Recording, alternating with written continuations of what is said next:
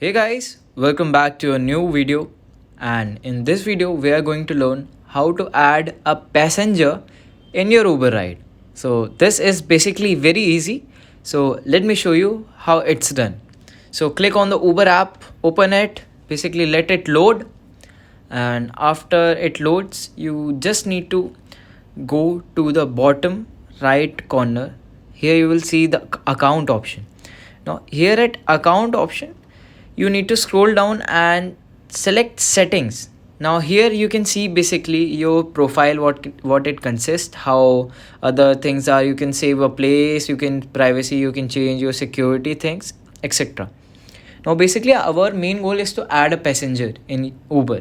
So how we're gonna do that? It's basically very easy. You just have to click on the manage trusted contacts. It's here in the safety option. Click on that. Then it will ask you to add trusted contacts and share your trip status. So well, add trusted contacts, I'm gonna select one contact which will be like this, A2. And after selecting this, I'm gonna click on next. Now it's gonna load and A2 was added to your contacts. So basically Uber has now this guy's contact information, and it can call or use to add passenger whenever you travel.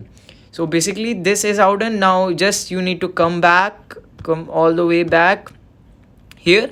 Now when you will book a cab, basically uh, okay, I'm just gonna book a cab, and here you need to see how much people can this cab handle.